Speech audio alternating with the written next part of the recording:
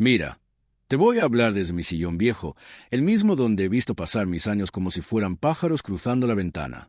A esta edad uno ya no espera grandes sorpresas. Pero la vida tiene una forma curiosa de ponerte un espejo enfrente justo cuando crees que ya no tienes nada más que aprender. Y todo empezó con una frase. Una frase que escuché sin querer. Una frase que me raspó el alma como lija. Pero ya voy a llegar a eso. Primero déjame contarte dónde estoy sentado ahora, para que entiendas desde qué lugar te hablo. Esta es mi casa, mi refugio desde hace más de 40 años. Aquí viví con mi esposa, aquí crecieron mis hijos, aquí se apagaron risas, nacieron otras, y aquí quedaron los silencios que solo entiende quien ha amado de verdad. En la pared enfrente está su retrato, de María Guadalupe, mi Lupe. Cada vez que lo miro siento que me sigue regañando con esa ceja levantada que tenía cuando detectaba que yo estaba por hacer alguna tontería. Y créeme, a veces todavía la hago. El olor en esta sala es una mezcla de café recién colado, polvo de muebles antiguos y ese toque dulce que dejan las flores artificiales que compré cuando ya no tuve corazón para sacar flores frescas del jardín. En los estantes están las fotos de familia, bodas, cumpleaños, navidades. Gente que ya se fue, gente que ya creció, gente que cambió. Porque todos cambian, aunque uno no quiera reconocerlo. Y allí estaba yo hace unos meses, con la misma camisa roja que ves, preparándome para el día más importante en la vida de mi hijo, su boda. Yo me levanté temprano ese sábado. El sol apenas estaba estirando los brazos detrás de los cerros y la casa olía hermoso, como cuando Lupe preparaba los tamales en diciembre. No sé si era mi imaginación o si el recuerdo se coló por la cocina, pero me sentí acompañado. Me hice mi café, negro, sin azúcar, como lo tomo desde que el doctor me dijo que ya no tengo edad para andar de goloso. Me senté en la mesa de la cocina, esa misma mesa de madera que compramos cuando mi hijo todavía era un niño que corría con un carrito rojo por toda la casa. Recuerdo que yo tenía esa costumbre de levantarlo los sábados por la mañana para llevarlo al parque. A veces me pregunto dónde se quedó ese niño que me miraba como si yo fuera el hombre más fuerte del mundo. Ese día él estaba conmigo porque decía que quería seguir la tradición de dormir aquí la noche antes de casarse. ¿Tradición? Dijo. ¡Qué ironía! ¿No? Pero bueno, uno es papá y se traga esas cositas. Cuando bajó, todavía en pijama, lo saludé con alegría, con ese orgullo que uno tiene cuando ve que su hijo ya es un hombre hecho y derecho, con trabajo, con pareja, con futuro. Yo pensé, Lupe, mira nada más, lo hicimos bien. Pero algo en él se sentía raro. No sé explicarlo. No era distancia, no era frialdad. Era como si estuviera en su propia burbuja. Le hablé del desayuno, de que había pan dulce y huevos listos, pero él apenas respondió. Yo lo atribuí a los nervios. Todos los novios están nerviosos antes de casarse, ¿no? Después subió de nuevo a su cuarto para arreglarse. Y mira, aquí es donde todo empezó a cambiar. Yo estaba limpiando la mesa, acomodando los platos, intentando que todo estuviera bonito, cuando escuché su voz desde arriba. No era un tono normal, era un tono de esos que uno usa cuando se siente sobrado, cuando cree que tiene el mundo agarrado por el cuello. Me acerqué a las escaleras, no para escuchar, sino para llamarlo y preguntarle si quería más café. Pero justo cuando levanté la voz, escuché algo que me cortó la mía. Y te lo voy a decir tal cual lo escuché, porque todavía me retumba en los oídos. No te preocupes, amor, todo está bajo control. El viejo ni cuenta se da. A este paso le puedo sacar lo que quiera. Ah, sí. Exacto. Como un golpe en el pecho. No supe si subir y enfrentarlo o si sentarme en los escalones y llorar como un niño. Me quedé quieto, helado, como si alguien hubiera apagado la luz de golpe. Mi hijo, mi propio hijo. No sabía si era rabia o tristeza lo que primero se asomó, pero sentí que algo se quebró en ese instante dentro de mí. Y no era un pedacito, no. Era una grieta grande, profunda, la clase de grieta que divide la vida en un antes y un después. Bajé la mano del barandal, respiré hondo, y me fui de la escalera sin que él me escuchara. Me senté en mi sillón, este mismo, miré el retrato de Lupe y le dije en voz baja, «Vieja, creo que hoy empezó una nueva batalla para mí». Y ahí entendí algo que no quería aceptar, que a veces uno cree conocer a su hijo, pero no conoce al hombre en el que se convirtió. Te juro que ese día, mientras bajaba las escaleras con el corazón todavía apretado, pensé que tal vez había escuchado mal, que quizá estaba exagerando, que uno a veces oye lo que teme oír. Pero luego me miré en el espejo de la cocina, todavía con el café en la mano, y supe que no, que lo había escuchado perfectamente, palabra por palabra. Intenté respirar hondo, acomodar mis hombros, hacerme el fuerte, pero sentí esa fragilidad que uno no quiere reconocer cuando ya tiene la edad en la espalda. Aún así, seguí con el desayuno. La vida no se detiene porque a uno se le quiebre el alma. Puse los huevos en el sartén, calenté las tortillas, serví el pan dulce y hasta corté un trocito de queso fresco como a él le gusta desde niño. Me repetía mentalmente que tal vez fue una broma, que quizá estaba hablando de otra cosa, que yo no sabía el contexto, pero por dentro sabía que no, porque el tono de voz no miente. El tono de voz es como la sombra, siempre dice la verdad aunque uno no quiera.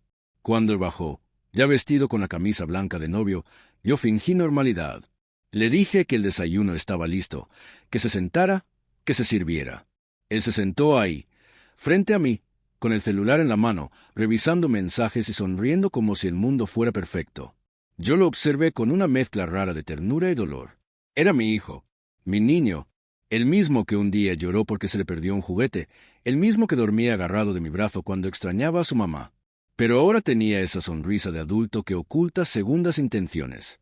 Desayunamos casi en silencio. Él me dijo que estaba emocionado, que ese día era el inicio de su verdadera vida, que le daba gusto que yo estuviera ahí acompañándolo. ¡Qué ironía tan cruel! Palabras bonitas encima de un corazón que todavía me ardía por dentro. Yo contesté que sí, que estaba orgulloso, que Lupe también lo estaría. Y lo dije sin temblar. A veces uno aprende a actuar mejor que un actor de telenovela, pero no por gusto, sino por necesidad. Mientras él comía, yo recordé muchas cosas. Recordé cuando me quedé solo criando a ese muchacho. Recordé cuando Lupe falleció y él se encerró en su cuarto una semana entera sin querer hablar con nadie. Yo tocaba la puerta y él solo decía, ahorita no, papá. También recordé el día que entró a la universidad y cómo le temblaban las manos de nervio. Yo le di dinero para libros, para transporte, para todo, porque uno como padre siempre quiere facilitarle la vida al hijo. Y ahora ese mismo hijo hablaba de mí como si fuera una máquina de billetes, como si no tuviera corazón, historia, cansancio o dignidad. Él terminó de desayunar rápido, revisó la hora y me dijo que iba a subir a arreglar unos últimos detalles. Lo vi subir por esa misma escalera que un día subía corriendo, riéndose. Pero ahora cada paso que daba parecía marcar distancia, como si con cada escalón él se alejara un poco más del niño que yo conocí. Cuando escuché que cerró la puerta de arriba, me quedé solo en la cocina con el eco de mis pensamientos. Fue entonces cuando escuché otra vez su voz. No sé si habló más fuerte o si simplemente mis oídos estaban atentos, pero volvió a llamar por teléfono. Esta vez no era una risa sobrada. Era una mezcla de emoción y presunción. Decía cosas como si, ya está todo pagado, el viejo lo cubrió sin preguntar nada. No, no sospecha, te dije que era fácil. Cada frase era como un dardo directo al pecho. No me escondí ni me acerqué. Solo me quedé parado junto a la estufa, con el plato todavía caliente frente a mí, sintiendo como mi dignidad se derrumbaba como una pared vieja sin cimientos. Y mira, yo siempre pensé que era fuerte. Trabajé más de 30 años en un banco. Vi de todo. Fraudes, mentiras, gente que lloraba para conseguir un crédito, gente que vendía historias falsas con tal de conseguir dinero. Aprendí a leer miradas, a detectar trampas. Pero jamás pensé que tendría que usar esas habilidades con mi propio hijo. Con los clientes sí, con desconocidos sí, pero con él, nunca. Después de la llamada, él bajó sonriente, listo para salir. Me abrazó, me dijo que yo era el mejor papá del mundo. Yo sentí el abrazo como una combinación extraña de cariño viejo y traición reciente. No supe si corresponder o apartarme, así que simplemente me quedé quieto. A veces la quietud es la única forma de no romperse en 1000 pedazos. Cuando salió por la puerta para ir a la iglesia a prepararse, yo me quedé un momento en la sala mirando el retrato de Lupe. Y le dije, en voz bajita, «Vieja, si estuvieras aquí, sabrías qué hacer. Ayúdame, porque hoy sentí por primera vez que nuestro hijo dejó de ser nuestro». Y en ese instante, mientras las sombras de la mañana caían sobre mi sala, entendí que la vida estaba a punto de cambiar, y que lo que estaba por venir no iba a ser nada fácil. Cuando mi hijo salió por la puerta y la casa volvió a quedarse en silencio, sentí que el aire se me hacía pesado, como si cada rincón estuviera lleno de recuerdos que de pronto ya no sabían si consolarme o dolerme.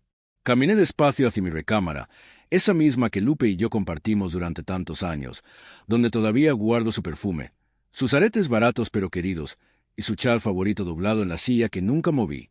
Abrí la puerta y me recibió ese olor a madera vieja, a sábana soleada y a nostalgia. Me senté al borde de la cama, no para descansar, sino porque mis rodillas necesitaban un respiro después de la carga emocional que llevaba encima. Y allí, con las manos entrelazadas, me di cuenta de algo que nunca pensé que tendría que decirme a mí mismo. Ya no soy solo un padre, o me toca ser un hombre con límites. Miré alrededor de mi cuarto, como si buscara respuestas entre los muebles. En el buró todavía tengo el reloj de cuerda que me regaló Lupe en nuestro 15º aniversario. En el cajón hay papeles, recibos, tarjetas de cumpleaños que mi hijo me hacía cuando era niño, con dibujos de palitos y corazones torcidos. Toqué uno de esos papeles amarillentos y se me apretó el pecho. Ese niño que me escribió papá, «Eres mi héroe», ya no existía. Alguien más vivía ahora dentro de su cuerpo, alguien que me veía como un cheque en blanco, como una solución fácil, como un recurso explotable. Y no sabes cómo duele darse cuenta de eso. Me recargué en la cabecera y cerré los ojos. Recordé todas las veces que sacrificamos cosas con Lupe para darle lo mejor. Los trabajos dobles, los turnos extras, las noches sin dormir para terminar cuentas pendientes, los ahorros que desaparecían para pagar uniformes, excursiones, libros, emergencias médicas, celulares, coches, arreglos de coches. Siempre había algo. Y yo, convencido de que así se mostraba el amor, nunca dije que no. Nunca. Y ahí estaba el problema. Ese pensamiento me cayó como una cubeta de agua fría. Yo mismo enseñé a mi hijo a creer que mi amor venía envuelto en billetes y sacrificios silenciosos. Le enseñé que su papá siempre iba a estar allí para resolver, pagar, ayudar, limpiar sus errores, tapar sus huecos. Y en ese afán de ser papá buena onda, cometí uno de esos errores que nadie te advierte: confundir amor con disponibilidad infinita. Abrí el cajón y saqué mi libreta de contactos, esa que uso solo cuando necesito organizar cosas serias. La abrí sin saber exactamente qué buscaba, pero necesitaba sentir que tenía algo de control sobre lo que estaba pasando. Pasé mi dedo por los nombres, los números de viejos colegas del banco, amigos que ya no veo, gente que me ayudó alguna vez. Ninguno de ellos tenía la respuesta que necesitaba, pero el simple hecho de tener la libreta abierta me recordó algo importante. Yo no era un tonto. Nunca lo fui. Trabajé décadas analizando gente, detectando mentiras, viendo cómo operan los manipuladores. Era bueno en eso. Muy bueno. Pero con mi hijo nunca usé esas habilidades. Ahí siempre quise ver solo lo mejor. Y de repente, al tener la libreta en las manos, entendí algo que me enderezó la espalda. Si este problema hubiera sido con un cliente, con un socio, con un extraño, yo ya habría tomado medidas. Yo habría dicho hasta aquí. Habría protegido mi dinero, mi dignidad, mis límites. ¿Por qué no podía hacer lo mismo ahora? ¿Por qué tenía que seguir permitiendo algo que en cualquier otro caso habría detenido desde la primera señal? Volteé a ver el retrato de Lupe que tengo en la cómoda. Ella siempre tenía una claridad que a mí me faltaba. Yo era corazón, ella era cabeza. Y aunque ya no estaba aquí, sentí que su mirada me decía: Esteban, ya estuvo. No permitas que esto te destruya. Esa mujer me conocía mejor que nadie. Se me llenaron los ojos de lágrimas, pero no eran lágrimas de tristeza. Eran de decisión. Me levanté despacio, caminé al espejo y me observé con detenimiento. No vi al viejo del que mi hijo hablaba. Vi a un hombre cansado. Sí, con arrugas marcadas por la vida, con canas que cuentan historias, pero un hombre digno, inteligente, experimentado. Un hombre que no merecía ser tratado como si fuera desechable. Y ahí, frente al espejo, dije en voz baja: se acabó. No voy a gritar, no voy a pelear, no voy a hacer escándalos. Pero tampoco voy a seguir siendo el papá que todo lo aguanta. Hoy pongo límites. En ese momento no sabía aún cómo lo haría ni qué decisiones tomaría.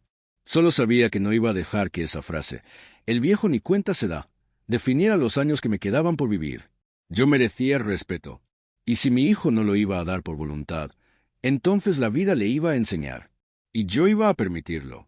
Con esa resolución encendida en el pecho, cerré la libreta, respiré profundo y dije para mí mismo: la boda seguirá. Sí. Pero la lección empieza hoy. Después de tomar aquella decisión frente al espejo, sentí una calma extraña, como si de repente alguien hubiera apagado el ruido interno que me perseguía desde la mañana. No era paz, no. Era algo más parecido a claridad.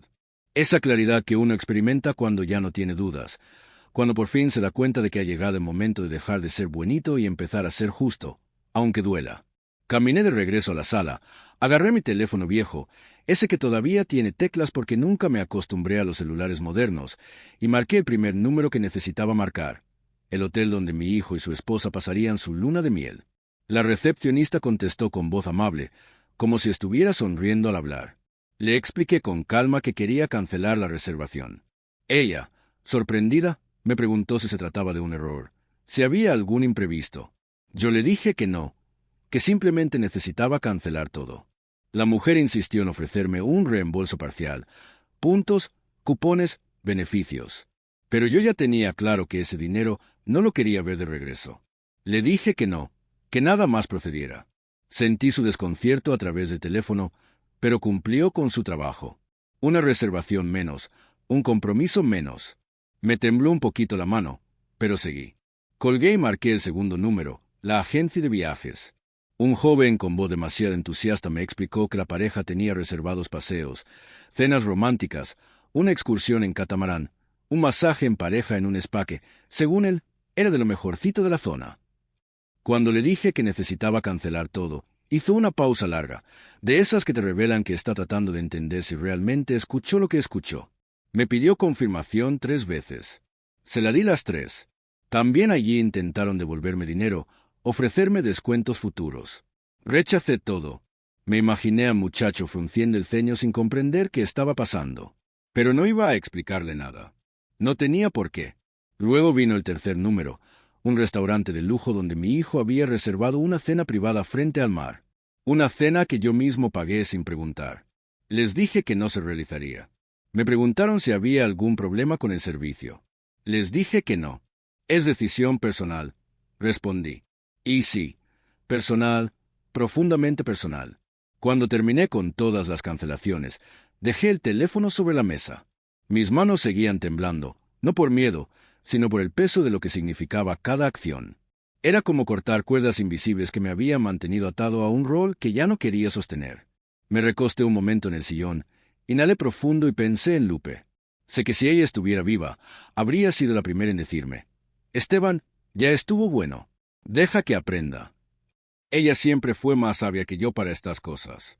Mientras me quedaba allí sentado, escuché los pasos de mi hijo bajando la escalera. Su voz alegre llenó la sala como si nada hubiera pasado. «Papá, ¿cómo me veo?», preguntó, girando un poco para mostrarme su traje. Tenía una sonrisa amplia, limpia, de esas que solo tienen los hombres que creen que todo en su vida está perfectamente bajo control. Yo lo miré con una mezcla de ternura y tristeza. Porque la verdad es que, en ese instante, me di cuenta de que no tenía idea del golpe que le venía. No por maldad, sino porque había crecido creyendo que yo siempre estaría allí para sostenerlo. Me trajo una taza de café, con ese gesto amable que siempre tuvo cuando quería verse cariñoso. Me dijo gracias por todo, por la boda, por el apoyo, por estar a su lado. Sus palabras eran sinceras, pero estaban construidas sobre una base que él mismo había contaminado sin saberlo, la creencia de que yo era un recurso eterno. Me habló de la luna de miel, me contó emocionado sobre el spa, sobre la cena frente al mar, sobre el paseo en catamarán. Yo lo escuché en silencio, sintiendo una punzada en el pecho porque su ilusión era real, pero su comportamiento también. Y una cosa no justificaba la otra. Me vestí para la boda. Mientras me abotonaba la camisa, me miré al espejo otra vez. No era un hombre vengativo. No era un hombre resentido. Era un hombre cansado de que lo usaran. Un hombre que necesitaba recuperar su dignidad, aunque eso significara derrumbar las expectativas de su propio hijo. Me ajusté el cinturón, respiré profundo y salí del cuarto. Antes de irnos, él me abrazó, emocionado. «Papá, hoy empieza mi vida de verdad», me dijo. Y yo pensé, en silencio: «Sí, hijo, hoy empieza, pero no como tú crees». Nos subimos al coche y mientras íbamos camino a la iglesia, él canturreaba, revisaba mensajes, sonreía. Yo lo miraba de reojo y pensaba: no voy a arruinar tu boda. No voy a gritar, no voy a hacer drama. Hoy no. La vida se encargará. Y tú vas a escucharme, no con la boda, sino con la consecuencia de tus actos. Y así, con el corazón encogido pero la mente firme, dejé que el día siguiera su curso. Sabía que la lección llegaría sola. No ese día, no frente a todos, sino después, cuando todo lo que él creía asegurado ya no estuviera. Llegamos a la iglesia un poco antes de la hora. El sol caía justo en el campanario, dándole ese brillo dorado que uno siempre recuerda de las fotografías antiguas. La gente ya comenzaba a llegar, vestidos elegantes, perfumes fuertes, voces emocionadas que llenaban el aire de ese murmullo que solo se escucha en días importantes. Yo me quedé parado un momento en la entrada, mirando cómo todo se movía sin mí, como cada invitado saludaba a mi hijo con abrazos, bromas, felicitaciones. Y él sonreía, amplio, contento, convencido de que tenía el mundo a sus pies. Yo, en cambio, sentía un silencio profundo dentro del pecho, como si estuviera observando la escena desde otro plano, sin terminar de encajar. Pero aún así caminé hacia mi banca, la que me correspondía como padre del novio. La iglesia estaba preciosa. Flores blancas y amarillas adornaban los pasillos. Los bancos habían sido pulidos, y un aroma a incienso mezclado con cera fresca se colaba por todos los rincones. Me senté adelante, mirando el altar donde un día me casé con Lupe. Recordé cómo temblaban mis manos cuando ella entró por ese mismo pasillo, tan bonita, tan segura de nosotros. Y entonces pensé, qué irónico, hoy estoy aquí viendo casarse a mi hijo, pero mis manos tiemblan por razones completamente distintas. Los invitados iban tomando lugar. La familia de la novia se veía emocionada, especialmente sus padres, que me saludaron con una calidez genuina, como si yo fuera alguien importante para ellos. Y eso me apretó el corazón, porque ellos sí veían en mí a un hombre decente, respetable, un padre orgulloso que daba lo mejor a su hijo. Si supieran lo que yo sabía, si escucharan lo que yo escuché esa mañana, quizás no verían lo mismo en mis ojos. Cuando sonaron los primeros acordes del coro, la puerta se abrió lentamente. Todos se levantaron, y entonces entró ella, la novia. La muchacha se veía hermosa, radiante, con ese brillo que solo tienen las mujeres que realmente creen que el amor va a durar toda la vida. Su vestido parecía flotar sobre el piso. Su sonrisa, limpia, sincera, iluminaba todo el templo. Y yo, en mi banca, sentí una mezcla de ternura-dolor, porque ella tampoco tenía idea de lo que pasaba a su alrededor. Ella no merecía la sombra que mi hijo le estaba ocultando. El cura comenzó la ceremonia, y cada palabra retumbaba en mí como si fuera un recordatorio cruel. Honestidad, decía. Respeto. Cuidado mutuo. Promesas que se cumplen. Yo miraba a mi hijo diciendo sí, acepto, con los ojos brillantes, con la voz firme, como si fuera un hombre intachable. Y ahí, por primera vez en el día, sentí una punzada de coraje puro. Porque no era justo. No era justo que él dijera votos que ni él mismo estaba cumpliendo conmigo. No era justo que yo tuviera que tragarme mi dolor para no arruinarle su teatro. Después de la ceremonia vinieron las fotos en el atrio. Los familiares formaban filas. Las madrinas posaban sonrientes. Los amigos hacían chistes. El fotógrafo me pidió que me acercara al novio y pusiera la mano en su hombro. Así, don. Perfecto, se nota el cariño, dijo. Y yo apreté un poco la mandíbula porque no quería que en la foto se reflejara lo que realmente sentía. Una mezcla de orgullo, decepción y un cansancio que no se puede describir. Luego fuimos al salón del hotel. El banquete estaba hermoso. Mesas con manteles blancos, candelabros altos, flores frescas, música suave de mariachi que más tarde se animaría. La gente reía, brindaba, comía. Todo era perfecto desde afuera. Yo me senté en la mesa principal, como correspondía, con una copa frente a mí que todavía no tocaba. Miraba a mi alrededor y la vida seguía como si nada pasara. Nadie sospechaba que yo ya había cancelado la luna de miel. Nadie imaginaba que, mientras todos celebraban el inicio de algo, yo estaba preparando el final de una ilusión. Llegó el momento de los discursos. La novia habló primero, emocionada, agradecida. Sus palabras eran dulces, genuinas, de esas que salen del alma. Me conmovió escucharla. Y luego vino mi hijo. Tomó el micrófono, respiró hondo y empezó a hablar de mí. Dijo que yo era su ejemplo de hombre, que gracias a mí había aprendido a trabajar, a luchar, a soñar. Que yo era su héroe, su roca, su respaldo. La gente aplaudía con lágrimas en los ojos. Yo no. Yo solo lo miré, fijo, casi sin parpadear, y pensé, ¿cómo puedes decirme esto, hijo, cuando hace unas horas dijiste que era fácil sacarme dinero? Pero no me levanté. No hablé, no hice nada, porque esa noche no era el momento. No iba a humillar a nadie. No iba a destruir algo que, aunque yo supiera la verdad, los demás creían auténtico. Terminé mi copa de un solo trago y decidí que la lección vendría después. En silencio, sin escándalo, sin gritos, pero vendría. Esa noche después de la boda regresé sola a mi casa. Todavía tenía el traje puesto, el nudo de la corbata flojo y el ruido de la fiesta metida en los oídos como un zumbido que no sabía si venía de la música o de mi propio cansancio.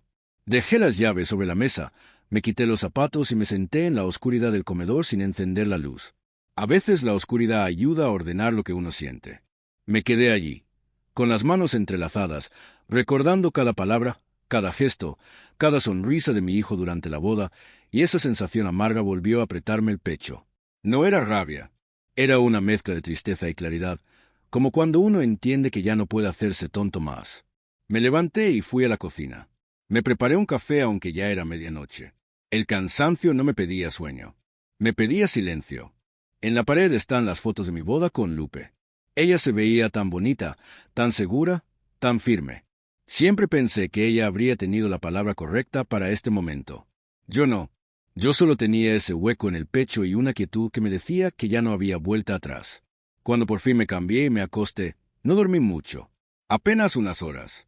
Pero cuando amaneció, me levanté con esa extraña sensación de propósito, como si el día tuviera que desarrollarse exactamente como estaba escrito. A las 9 de la mañana sonó mi teléfono. Era mi hijo. Papá, ya vamos por ti. ¿Estás listo para ir a desayunar antes del aeropuerto? Su voz era alegre, sin sombras, sin señales de culpa o sospecha. Yo respiré hondo y dije que sí, que los esperaba. Cuando llegaron, los vi desde la ventana. Venían tomados de la mano, la novia aún con ese brillo especial en la mirada, y mi hijo con esa seguridad de quien cree que todo está perfectamente en orden. Me saludaron con cariño, como si nada hubiera pasado, como si las palabras de la mañana anterior nunca hubieran existido. Y yo, como si fuera un actor interpretando un papel, sonreí. Fuimos a un restaurante de carretera, uno sencillo, de esos donde siempre huele a tortillas recién hechas y café de olla. El mesero ya me conocía desde años. Me dijo, ¿lo de siempre, don Esteban? Le dije que sí y él sonrió, sin saber que ese desayuno sería distinto a todos los demás. Nos sentamos en una mesa cerca de la ventana. Afuera pasaban carros, camiones, gente apresurada rumbo a quién sabe dónde. Todo normal, como si el mundo siguiera sin enterarse de lo que yo cargaba dentro. La novia estaba emocionada, hablaba sin parar. Me enseñó en su celular las fotos del hotel, de la alberca infinita, del spa donde iban a hacerse un masaje en pareja.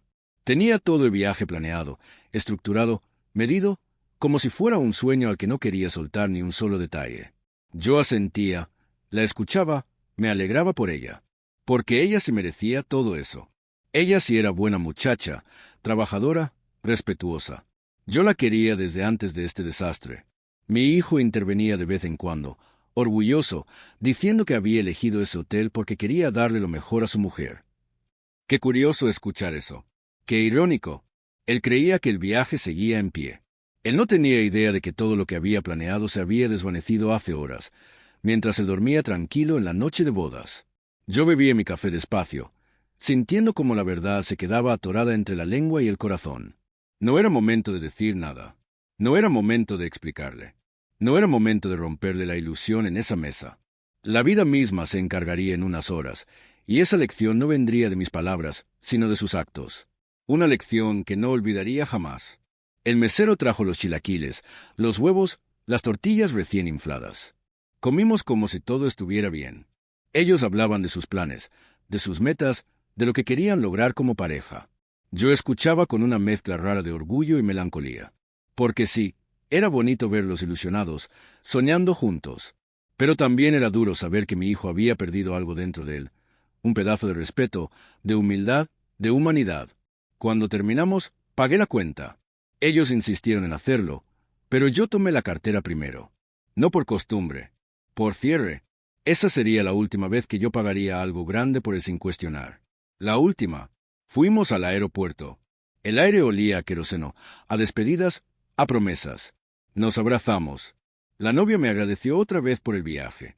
Yo sonreí sin decir nada. Mi hijo me abrazó fuerte y me dijo, «Te prometo que cuando regrese voy a ser mejor hijo, papá». Y yo pensé, «Hijo, cuando regreses vas a ser otro. Eso sí te lo prometo yo». Los vi caminar hacia la puerta de seguridad, tomados de la mano, llenos de ilusión. Y cuando desaparecieron detrás de la fila, supe que la verdadera parte de esta historia estaba por empezar, porque el golpe que recibiría no sería por castigo, sino por consecuencia. Cuando regresé del aeropuerto, la casa estaba en silencio. Un silencio distinto al de otras veces. No era ese silencio tranquilo que uno disfruta con un cafecito en la mano. Era un silencio lleno de expectativas, como si cada pared supiera que algo estaba a punto de pasar. Me serví otro café, aunque ya llevaba 3 en el día, y salí al patio a regar mis plantas. Es mi costumbre cada mañana. Pero ese día no era mañana. Ese día ya era tarde, y aún así agarré la manguera como si eso me mantuviera distraído. La verdad es que no podía dejar de pensar en ellos, volando hacia Cancún, felices, soñando con una luna de miel que ya no existía. Miré el reloj de pared en la cocina cada rato. Calculé mentalmente. A esta hora ya deben haber aterrizado, ahora deben estar recogiendo maletas, ahora deben estar llegando al hotel. Y con cada cálculo sentía una mezcla rara. Un poquito de culpa, un poquito de desahogo y un montón de dignidad, esa que llevaba años enterrada debajo de todas las veces que dije sí. Hijo, no te preocupes. Cogí mi taza, me senté en la mecedora del patio y empecé a contar los minutos. No por morbo ni por venganza, sino porque sabía que lo que venía no era un castigo. Era una consecuencia. Cuando, según mis cuentas, ya debían estar en el lobby del hotel, entré a la sala y puse el teléfono sobre la mesa. No quería que me sorprendiera en otra habitación. Me quedé mirándolo como si fuera a adivinar el futuro. Y, como si la vida tuviera puntualidad divina, sonó. El identificador marcaba un número con la de Quintana Roo. Lo supe de inmediato. Tomé aire. Contesté. La voz de mi hijo sonó distinta, sin ese tono confiado que usó la mañana anterior. Esta vez estaba confundido. Papá, oye, como que hay un problema aquí en el hotel. Dicen que la reservación está cancelada. No entiendo. Yo mantuve el tono más neutro que pude y le pregunté qué le habían dicho exactamente. Él tartamudeó un poco, me dijo que llegaron al mostrador y que el recepcionista revisó la computadora varias veces. Frunció el ceño y dijo, «Señor, esta reservación fue cancelada ayer en la tarde». Y me lo repitió con un tono que yo nunca le había escuchado. Un tono de alguien que de pronto siente que el suelo se le mueve. Yo seguí con calma. No por gusto, sino porque tenía que hacerlo. Le pregunté si ya había hablado con la agencia, con el restaurante, con los servicios incluidos. Me dijo que aún no, que apenas estaba viendo qué hacer, que no quería preocupar a su esposa. Yo cerré los ojos, respiré hondo y dije, bueno, hijo, quizá debería revisar todo. A veces la vida nos sorprende. Hubo silencio, un silencio pesado, largo, y entonces lo escuché decir, casi susurrando, «Papá, ¿tú sabes algo de esto?» Me quedé quieto, mirando el retrato de Lupe frente a mí, como si buscara su aprobación. Y fue entonces cuando lo dije, no con rencor, no con gritos, sino con esa claridad fría que uno tiene cuando ha sido demasiado paciente. «Sí, hijo, yo lo cancelé». Se hizo un silencio más largo todavía, como si la línea se hubiera congelado. Y luego, con una voz que nunca antes le había oído, dijo, «¿Qué? ¿Por qué? ¿Cómo?» No terminó la frase. Yo tampoco lo dejé terminar. Le dije, «Porque escuché lo que dijiste. Escuché cómo hablaste de mí. Escuché que soy el viejo al que le puedes sacar lo que quieras. Y eso, hijo, eso no se lo digo ni a un enemigo». Él no reaccionó de inmediato. Creo que estaba procesando, acomodando piezas, enfrentando su propio reflejo por primera vez. Y cuando habló, lo hizo en un tono quebrado. «Papá, no fue así. Yo estaba bromeando». Yo lo interrumpí. No para aplastarlo, sino para detener la mentira. «No, hijo, no estabas bromeando. El tono no era de broma. Era de costumbre». Allí escuché algo que me rompió un poquito. Era su respiración agitada, como cuando era niño y se daba cuenta de que la había regado. Pero ahora no era un juguete roto. Era algo más profundo. La novia se escuchaba de fondo, preguntando qué pasaba. Y él, por primera vez en mucho tiempo, no tenía respuesta. Entonces hablé como nunca le había hablado. Le dije que yo lo amaba. Sí. Le dije que siempre iba a querer lo mejor para él, también. Pero también le dije que el amor no justifica el abuso, que la confianza no es un cajón del que uno saca dinero cuando quiere, que un padre no es un banco, que un hijo no tiene derecho a humillar a quien lo crió. Y él guardó silencio, un silencio que decía más que cualquier disculpa. Luego escuché su voz quebrada cuando dijo, «Papá, perdón». Y yo respondí, «Te perdono, pero el perdón no devuelve la confianza. Eso, hijo, eso se gana con hechos, no con palabras». Él intentó decir algo más, pero yo corté con suavidad. No por dureza, sino por respeto. Arreglen lo que puedan. Hagan el viaje que puedan. No les quité la luna de miel. Les quité el lujo. Nada más. Lo demás, eso lo construyen ustedes. Colgué. Me quedé mirando el teléfono como si aún estuviera vivo. Respiré hondo, y sentí, por primera vez en mucho tiempo, que había recuperado algo que creí perdido, mi lugar, mi voz, mi dignidad. Cuando colgué aquella llamada, me quedé sentado un rato largo en la mecedora del patio, escuchando solo el canto de los pájaros que suelen posarse en el árbol de limón. Ese árbol lo sembró mi esposa cuando Roberto era niño. Decía que la fruta tenía que crecer en nuestra propia casa para que él aprendiera a valorar lo que se cultiva con las manos. Ironías de la vida. Crecieron los limones, pero las lecciones tardaron décadas en germinar. Me quedé mirando el cielo, ese cielo azul que tenemos por acá, que parece más grande cuando uno está solo. No sentía alegría por lo que había hecho, tampoco me sentía culpable. Lo que sentía era una especie de calma rara, como cuando uno termina una conversación pendiente desde hace años. Pensé que Roberto y Daniela, en ese momento, debían estar buscando opciones, revisando hoteles baratos, quizá discutiendo en voz baja.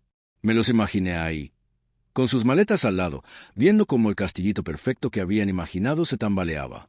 Y no por maldad, sino porque la vida a veces enseña manotazos. La tarde transcurrió lenta. Preparé frijoles en la olla de barro, como me gusta, y calenté un par de tortillas. Mientras comía, el teléfono no sonó. Parte de mí esperaba que Roberto llamara de nuevo, pero también sabía que esa primera conversación ya había sido suficiente para él.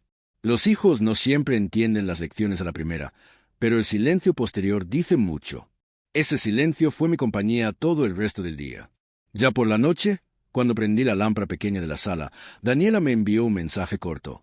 «Papá, ya encontramos hotel. Gracias por hablarnos con la verdad». No puso más.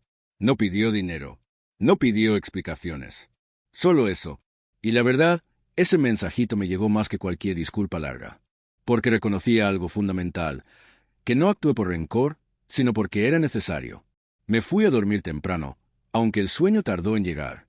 Uno cree que a los 70 años ya lo vivió todo, que ya no hay sorpresas, pero no. Los hijos todavía pueden moverle a uno el alma.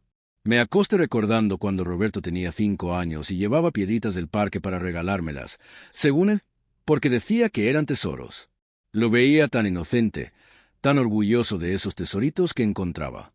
Años después, cuando le compré su primer carro, tenía la misma sonrisa. Y entonces pensé, ¿en qué momento se nos fue perdiendo ese niño? Tal vez no se perdió. Tal vez solo se durmió, como se duermen algunas virtudes en la juventud. A la mañana siguiente me levanté antes del amanecer. Preparé café y salí al patio. El aire estaba fresco y el cielo tenía ese color rosado que aparece cuando apenas empieza a aclarar. Pensé que a esa hora Roberto y Daniela quizá ya habrían dormido un poco, o quizá seguían hablando, tratando de entender cómo se había derrumbado todo en cuestión de minutos. Pero no me preocupé.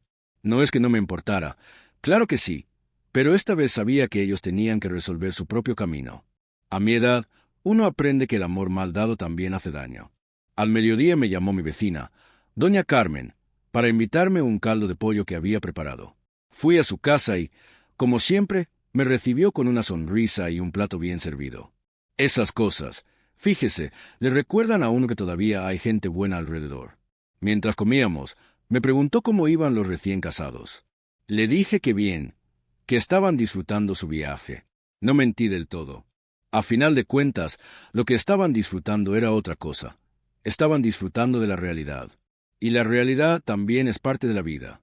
Cuando regresé a casa después de comer, encontré un mensaje de Roberto. No decía nada dramático, no decía nada triste, solo: «Papá, estamos bien. Ya nos instalamos. Perdón por lo de ayer. Luego hablamos». Esa frase, «luego hablamos», la leí varias veces. No era evasiva. Sonaba más bien como alguien que al fin está entendiendo que necesita ordenar su cabeza antes de enfrentar una verdad más grande. Los días siguientes fueron tranquilos. Ellos no llamaron mucho y yo tampoco los busqué. Dejé que el silencio hiciera su trabajo. Y créame, el silencio es un maestro duro, pero efectivo. Pasaron 3 días sin que Roberto pidiera nada, sin que mencionara dinero, sin que reclamara por lo de la reservación. Y eso, para mí, ya era una señal de cambio. El cuarto día recibí una foto. Era Daniela, sentada en una mesa sencilla, comiendo unos tacos de pescado al aire libre. Se veía feliz, natural, sin poses. Abajo venía un mensaje. Papá, este lugar no es de lujo, pero nos está gustando todavía más. Y yo pensé, era lo que necesitaban. No lujo, sino realidad. El quinto día me llegó otro mensaje. Esta vez de Roberto. Papá, hoy caminamos toda la zona hotelera. Nunca había sentido tan bonito pagar mis propias cosas. Esa frase, así de simple, me sacó un suspiro, porque ahí estaba la semilla. La misma semilla que intenté sembrar años atrás, pero que recién ahora encontraba tierra fértil. El sexto día ya no hubo mensajes. Y no me preocupé. Supe que eso era bueno. El silencio no siempre significa distancia. A veces significa que alguien está ocupado viviendo. Y entonces llegó el séptimo día, el día antes de su regreso. Abrí el teléfono por la mañana y encontré un último mensaje. Cortito, pero lleno de sentido. Papá, gracias por la lección. El viaje no fue el que esperábamos, pero fue el que necesitábamos. Y ahí supe que el camino apenas empezaba. El día que regresaban de su viaje amaneció nublado, con ese cielo gris que anuncia lluvia pero no la suelta. Me desperté antes de que sonara el reloj, como si mi cuerpo supiera que ese día no era cualquiera. Preparé café, barrí un poco el patio, corté 3 limones del árbol de Lupe y me senté en la mecedora a esperar que el tiempo avanzara. A esas horas ellos debían estar recogiendo sus maletas, quizá cansados, quizá tranquilos, quizá con esa sensación de haber vivido algo que todavía no saben poner en palabras. En el silencio de la casa pensé en lo irónico que es todo. Uno cría a los hijos para que aprendan a caminar solos, pero cuando por fin lo hacen, a veces se tropiezan y culpan al mundo entero menos a sí mismos. Esta vez no hubo tropiezos hacia afuera. Esta vez el tropiezo fue hacia adentro, y a veces esos son los que más enseñan. El teléfono no sonó en toda la mañana. Ni un mensaje, ni un aviso, nada. Y me pareció bien. No había apuro, no había urgencias. Ellos necesitaban regresar a esta casa con otra mirada y yo tenía que dejarlos llegar sin presión. Cociné arroz con pollo, por si querían comer. No sabía si vendrían directo o si pasarían antes por su departamento, pero igual dejé todo listo. A veces lo más sencillo es lo más correcto. Como a las 3 de la tarde escuché un auto detenerse frente a la casa. Me levanté despacio, porque a mi edad uno aprende a no correr ni aunque la vida lo empuje. Escuché las voces afuera, suaves, sin prisa. Abrieron la puerta y allí estaban. Daniela entró primero, con el cabello suelto y una sonrisa un poco tímida, de esas que muestran agradecimiento sin palabras. Roberto venía detrás, cargando las maletas, con la postura un poco más encorvada que de costumbre. Era la primera vez en mucho tiempo que lo veía sin esa seguridad automática que usaba como escudo. Yo me acerqué, no con frialdad, tampoco con exageración. Les di un abrazo tranquilo. Daniela se quedó un segundo más que él, como queriendo transmitirme que todo estaba bien. Roberto solo dijo, «Hola, papá, ya llegamos». Y esa frase, simple, cargaba un matiz que reconocí al instante. Un hijo que por fin empieza a ver a su padre como persona, no como cajero automático. Nos sentamos en la mesa del comedor. Serví arroz, pollo, tortillas calientitas. Ellos aceptaron sin dudar. Comimos despacio, como si estuvieran recuperando el sabor de lo cotidiano. Daniela fue la primera en hablar. Contó del hotel sencillo donde se quedaron, de los tacos de pescado, de una playa semivacía donde habían visto un atardecer precioso. Sus ojos brillaban al recordar las cosas pequeñas. Ese brillo me dio esperanza. Roberto se quedó callado la mayor parte del tiempo, empujando el arroz con el tenedor sin verlo mucho. Yo lo dejé. Cada quien tiene su propio ritmo para enfrentar la vergüenza y la reflexión. Y de pronto, cuando parecía que seguiría en silencio todo el almuerzo, levantó la mirada. «Papá, te debo una disculpa». Así, sin adornos, sin rodeos, sin justificar nada. Esa frase me cayó más fuerte que cualquier reclamo. porque era la primera vez que lo escuchaba hablando como hombre y no como niño grande. Lo miré a los ojos y no dije nada. Él siguió. Lo que dije aquel día, lo que tú escuchaste, fue feo, muy feo, y no tengo excusa. Me vi a mí mismo allá en Cancún, tratando de arreglar todo, y me cayó el 20. Tú siempre hiciste más de lo que debías. Y yo me acostumbré mal. Daniela le puso la mano sobre el brazo, sin interrumpirlo. Él respiró hondo y continuó. Yo pensé que era normal que tú pagaras todo. Pensé que era parte de ser papá. Pero cuando tuvimos que buscar hotel, caminar, comer lo que podíamos pagar, sentí algo que jamás había sentido, vergüenza de depender tanto. No lo dije en voz alta, pero dentro de mí pensé, era la lección que necesitabas, hijo. Aún así lo dejé terminar. Papá, gracias, no por el viaje, sino por lo que hiciste. Al principio pensé que era un castigo, pero después entendí. Era un límite que yo había pasado tantas veces sin verlo. Y allí, frente a mí, con los ojos un poco rojos y la voz temblando, mi hijo de 30 y tantos años finalmente habló con verdad. No con soberbia, no con orgullo, no con defensas, sino con verdad. Le dije que lo perdonaba, no porque lo pidiera, sino porque yo ya lo había perdonado desde que colgué aquella llamada en Cancún. Pero también le dije algo más. El perdón no borra lo que pasó. Lo que borra es cómo seguimos después. Y eso, hijo, depende de ti. Se hizo un silencio suave, no incómodo, un silencio de comprensión, de esos que anuncian que algo empezó a componerse. Luego Daniela intervino y dijo algo que me tocó el corazón. Papá, gracias. Este viaje, aunque no fue lo que esperábamos, nos acercó más que cualquier hotel de lujo. Yo sonreí, porque esa muchacha tiene una calidad humana que merece ser cuidada. Cuando terminaron de comer, Roberto se levantó, recogió los platos sin que yo se lo pidiera y los llevó al fregadero. Pareciera un detalle insignificante, pero para mí fue enorme, porque los cambios verdaderos no empiezan con discursos, sino con actos pequeños. Antes de irse, me abrazó fuerte. Te prometo que voy a ser un mejor hijo, papá. Yo apoyé la mano en su espalda y pensé, no tienes que prometer, solo tienes que hacerlo. Y mientras los veía subir al auto, entendí algo que me dio mucha paz. A veces hay que soltar, no para alejar, sino para que el otro aprenda a caminar por sí mismo. Después de que Roberto y Daniela se fueron aquella tarde, la casa volvió a quedar en silencio. Pero esta vez el silencio ya no pesaba. No era el silencio tenso de días anteriores, ni el silencio expectante de la llamada desde Cancún. Era un silencio distinto, liviano, casi cálido, como si el aire hubiera cambiado después de abrir una ventana que llevaba años cerrada. Me serví un último café del día y lo tomé despacio, de pie en la cocina, mirando hacia la puerta por donde ellos habían salido. Sentí que algo profundo se había acomodado dentro de mí. No algo que hubiera estado roto, sino algo que había estado fuera de lugar durante mucho tiempo. Me senté en la mecedora del patio, el lugar donde siempre termino mis días, y pensé en todo el camino recorrido desde el día de la boda. 3 días de fiesta, 7 días de viaje, y un solo instante, uno solo, que cambió el curso entero. Esa frase que nunca debí escuchar, pero que agradezco haber escuchado. No porque me doliera, sino porque me despertó. Los hijos, aunque crezcan, no siempre ven. A veces hay que ponerles un espejo enfrente, uno que no distorsione nada, que muestre exactamente lo que están haciendo. Y ese espejo, esta vez, fui yo. Muchas veces la gente cree que los padres están obligados a darlo todo, a soportarlo todo, a ser inagotables. Y es verdad que uno ama sin medida y que uno da sin pedir nada. Pero hay una línea fina, casi invisible, entre ser generoso y permitir que te falten al respeto. Yo crucé esa línea muchas veces sin darme cuenta. Pero no por debilidad. Lo hice por amor. Y el amor, cuando se da sin límites y sin cuidado, también se puede convertir en terreno para que otros se acostumbren a tomar de más. Ese día entendí algo que debí entender hace tiempo.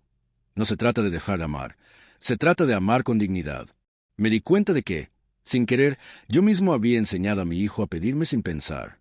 Lo acostumbré a que yo siempre resolvería todo, a que yo siempre cubriría cualquier falta, a que yo estaría ahí como un columpio firme que podía subirse sin mirar si estaba listo para sostenerlo. Y cuando uno crea un hábito en otro, después no puede quejarse de que ese hábito creció. Lo que sí puede es poner un límite. Y eso fue lo que hice. Ya entrada la noche me fui al cuarto, me acosté y pensé en Lupe. Sentí que, De algún modo, ella había estado conmigo en cada paso de esta historia. No físicamente, claro, pero sí en esa voz interna que me empujaba a actuar con firmeza y no desde el enojo. Lupe siempre decía que los hijos aprenden más de los silencios que de los gritos. Y tenía razón. Yo nunca levanté la voz. Nunca hice un escándalo. Solo actué. Solo moví las piezas que tenía que mover. Y fue suficiente. Al día siguiente, mientras preparaba desayuno, Roberto tocó a la puerta. Venía solo. Se le notaba nervioso, pero también decidido. Me pidió hablar un momento, y yo le dije que claro, que se sentara. Tomó aire y me dijo: «Papá, no quiero que esto quede como una disculpa y ya. Quiero empezar a hacer las cosas de otra manera». Lo escuché sin interrumpirlo. Me dijo que había conseguido un trabajo extra, que quería hacerse cargo de sus gastos, que quería que yo dejara de pagar cosas que ya no me correspondían. Y entonces dijo algo que me llevó directo al alma: «No quiero que me sigas viendo como un niño». Qué ironía. A veces los hijos creen que uno los sigue viendo pequeños, cuando en realidad es uno quien espera que ellos decidan ser grandes. Ese momento, ese pequeño instante de claridad en él, valió más que cualquier viaje, cualquier regalo, cualquier esfuerzo que yo haya hecho antes. Lo abracé, no como padre que consuela, sino como hombre que reconoce al otro. Le dije que lo apoyaría siempre, pero que sí, que a partir de ahora las cosas serían diferentes. Él asintió. Sé que esa palabra, diferentes, no le dio miedo, le dio alivio. Cuando se fue, respiré profundo. Supe que algo importante había nacido ese día, no una ruptura, sino un nuevo comienzo. Porque cuando un hijo aprende, un padre también renace. Y así funciona la vida. No importa la edad que tengamos. Siempre hay algo por ajustar. Siempre hay algo que mejorar. Esa noche escribí un mensaje que nunca pensé escribir, pero que salió fácil, casi solo. Hijo, no te pedí perfección. Solo te pedí respeto. Gracias por devolverlo. Él respondió con un simple «te quiero, papá». Y a veces, esas dos palabras bastan para cerrar una herida y abrir una puerta nueva. Hoy, mientras cuento todo esto, siento que la vida me dio una última lección. Uno no enseña para que lo agradezcan, uno enseña para que el otro crezca. Y si para eso hay que poner un límite, cortar un viaje, detener una costumbre o incluso romper un silencio, entonces vale la pena. Porque los hijos no necesitan padres perfectos. Necesitan padres que se respeten a sí mismos. Y yo, por fin, lo hice.